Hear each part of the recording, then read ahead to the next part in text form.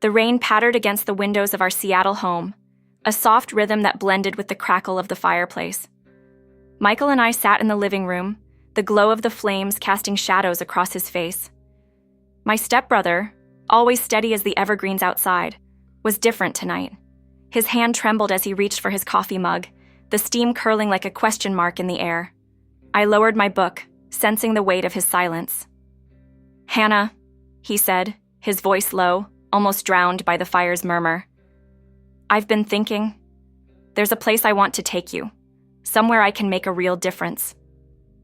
His hazel eyes, usually warm, held a spark of fervor I hadn't seen before, mixed with a nervousness that made my chest tighten. Michael was the kind of man who'd give you his jacket in a storm, but this was something else, something urgent. "A place?" I asked, my curiosity piqued. "What kind of place?" He glanced at the floor, then back at me, his jaw tight.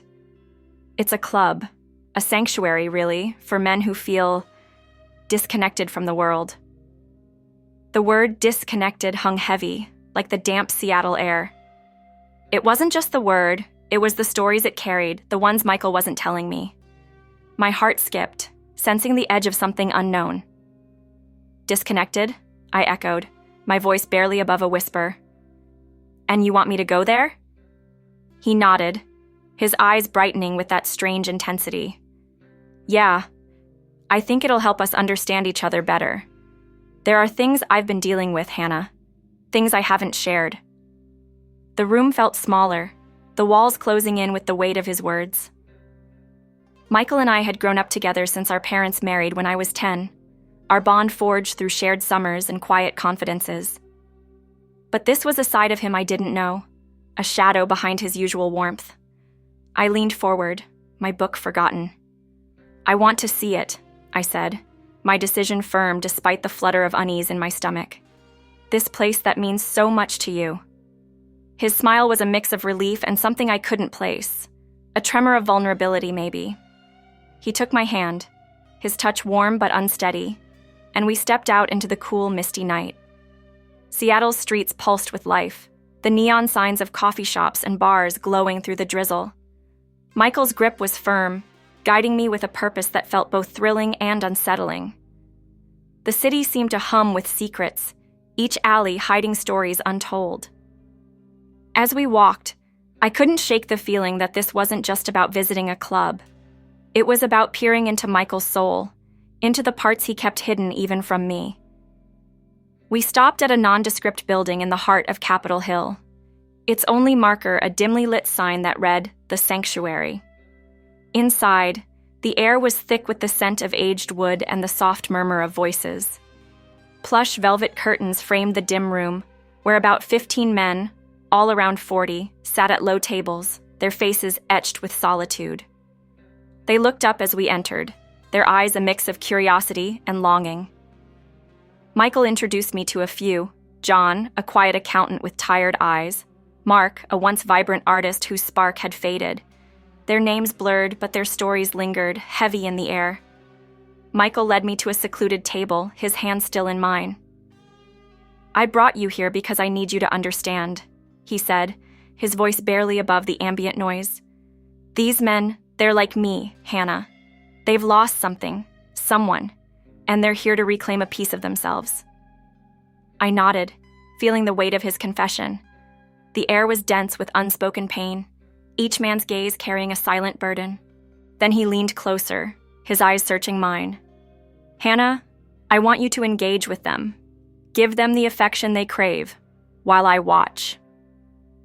The words hit like a shockwave, my mind reeling. I stared at him, my stepbrother, the man I trusted implicitly, now asking something unthinkable. My pulse raced, torn between betrayal and the strange pull of his plea. I glanced at the men, John's soft hands, Mark's wistful gaze, and felt their loneliness like a physical weight. I stood, my legs unsteady, and approached the bar. The bartender, a woman with sharp eyes and a name tag reading Clara, poured me a whiskey without a word. I downed it, the burn grounding me. Clara's gaze lingered, her expression unreadable, as if she knew more than she let on. I turned back to Michael, resolve hardening.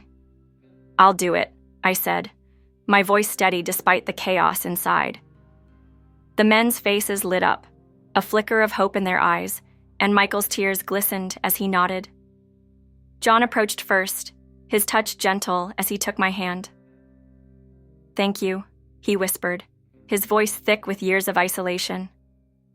I felt a pang of compassion, not just for him, but for Michael, who watched with a mix of pride and pain. As the night unfolded, I became a vessel for their stories, their touches a silent plea for connection. Clara, the bartender, watched from the shadows, her presence a quiet enigma that left me uneasy. What did she know about the sanctuary, and Michael, that I didn't? The sanctuary's dim lights cast long shadows as I moved among the men, their stories weaving a tapestry of loss. Mark, the artist, traced my wrist with a reverence that spoke of forgotten dreams. "You're like a canvas," he murmured, his voice soft as the rain outside. I felt a stir of something deeper, not just obligation, but a desire to ease his pain. Michael watched from our table, his gaze a complex mix of emotions, pride, guilt, and something darker I couldn't name. As I listened to David, a widower whose wife's memory lingered in his trembling hands, I realized I was crossing a line I hadn't known existed. Each man's touch was gentle, their stories of lost loves and missed chances pouring out like the Seattle drizzle. I was their confidant, their momentary solace, and it felt both exhilarating and heavy. Clara, the bartender, moved silently behind the counter, her sharp eyes catching every interaction. She hadn't spoken since pouring my drink, but her presence felt like a warning, a puzzle piece I couldn't place. When the last man left, the club felt emptier, the air thick with the weight of what had happened. Michael approached, his face a mask of conflicting emotions. "I didn't expect you to go through with it," he said, his voice breaking. "But seeing you with them, it was like watching life return to their eyes." I searched his face, my heart pounding. "What does this mean for us, Michael?" I asked, my voice trembling. "You're my stepbrother. This changes everything." He took a deep breath, his eyes searching mine. "I wanted you to understand their pain, Hannah, to see why I've been coming here. But maybe I've opened a chasm between us." The words hung heavy, and I felt a pang of loss, not just for the men, but for the simplicity of our bond. Clara, wiping the bar, glanced our way, her expression unreadable. I wondered what she knew about Michael's involvement here, what secrets she held. We stepped into the cool night, Seattle's neon lights reflecting off wet pavement. Michael's hand was firm in mine, but the silence between us was charged. As we reached a quiet park near Pike Place, I stopped, turning to face him. "Michael, this wasn't just about helping them. It was a test, wasn't it? A test of our trust." His nod was pained, his eyes glistening. "I'm sorry, Hannah. I thought if you felt their loneliness, you'd understand why I've been distant. But it was selfish." The realization hit me like a wave. "You wanted me to share their pain, to carry your burden. But sharing pain isn't the same as sharing love." He looked away, the streetlights casting shadows over his face. "I've been so focused on helping them, I forgot about us." I touched his arm, my voice soft. "We've crossed lines tonight, Michael. But maybe we've learned something vital about each other." He pulled me into an embrace, his voice thick. "I love you, Hannah. I want us to find our way back to a place where we both feel seen." We stood in the park, the city's hum a distant murmur, united by a fragile commitment to rebuild. But as we walked home, Clara's piercing gaze lingered in my mind. There was something she wasn't saying, something that made my skin prickle. The next morning, sunlight filtered through our kitchen curtains, mocking the shadows of last night. Over coffee, I broke the silence. "I enjoyed it, Michael," I confessed, watching his reaction. "I felt needed, alive in a way I haven't in years. I'd do it again, with more men." His eyes widened, a mix of shock and pride. "More men?" he asked, his fork hovering over his plate. "Hannah, what you did was incredible. But where does this leave us?" I took his hand, my resolve firm. "Last night opened something in me, Michael. It wasn't just about them, it was about us too. I want to explore this, to see if it brings us closer or drives us apart." He squeezed my hand, his gaze intense. "I admire your compassion, but this is different. We need boundaries, Hannah, to protect what we have." We talked for hours, setting rules, small steps, open communication, a signal, a touch on the wrist, if either of us felt overwhelmed. Clara's face flashed in my mind, her silent watchfulness a nagging question. Was she just a bartender, or did she know something about the sanctuary that could unravel everything? As we planned for the next gathering, I felt a mix of anticipation and unease. Michael's support was unwavering, but the shadow of Clara's gaze hinted at a truth we hadn't yet uncovered. The sanctuary buzzed with anticipation the following weekend, the air thick with the scent of whiskey and expectation. The men greeted me with warmth, their faces familiar, yet carrying new hope. Michael stood by the bar, his eyes scanning the room, a mix of protectiveness and curiosity. Clara poured drinks with her usual efficiency, but her gaze lingered on me, sharp and knowing. I brushed off the unease, focusing on the men who approached, their stories ready to spill. A new face caught my attention.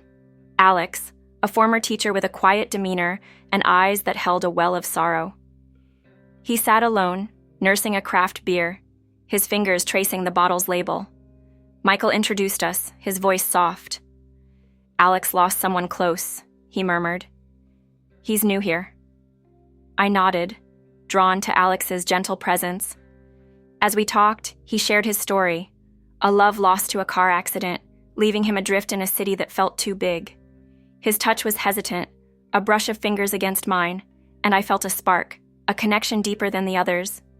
The night unfolded like a dance, each man's story weaving into the next. John spoke of his estranged daughter. Mark shared a sketch he'd drawn of a forgotten muse. But with Alex, there was something more, a quiet intensity that made my heart race. I glanced at Michael, who gave a subtle nod, his approval tinged with a flicker of unease.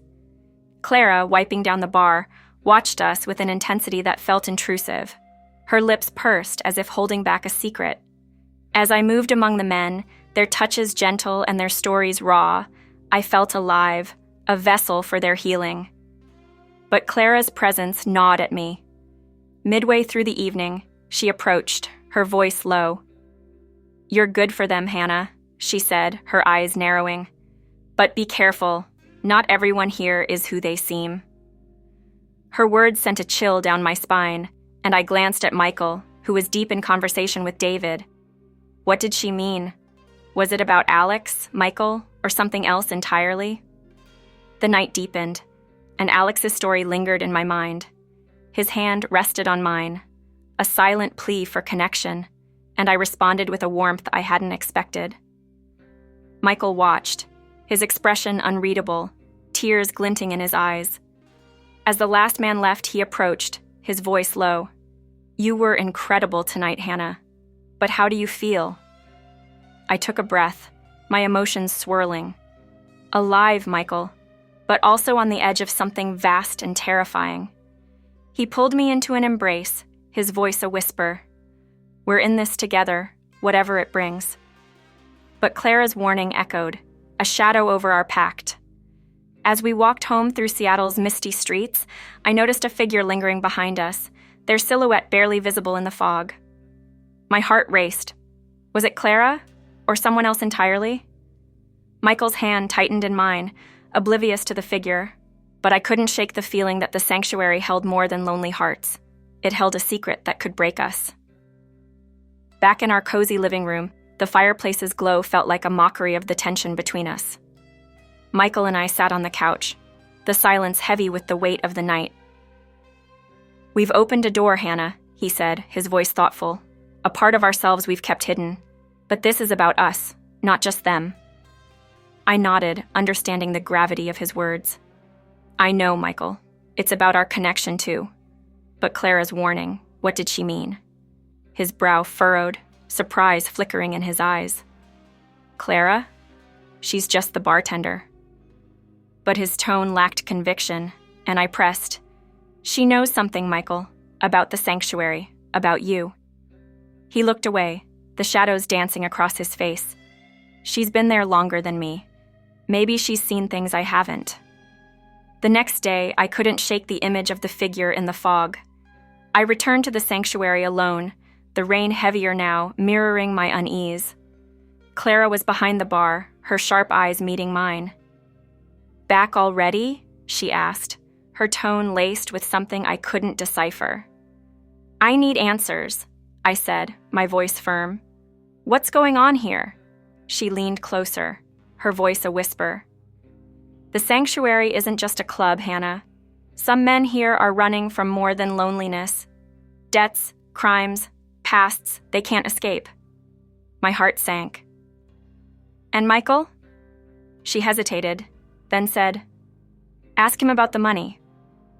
Before I could press further, the door opened and Alex walked in, his expression tense. Hannah, he said, his voice urgent, we need to talk. He pulled me to a corner, his eyes darting to Clara.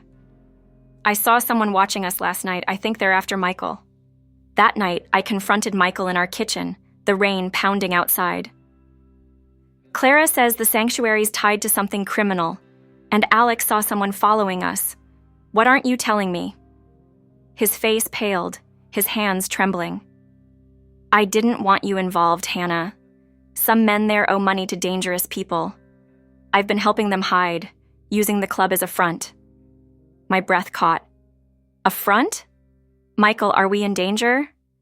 He took my hands, his voice desperate. I thought I could protect you, keep you separate, but I was wrong to bring you into this.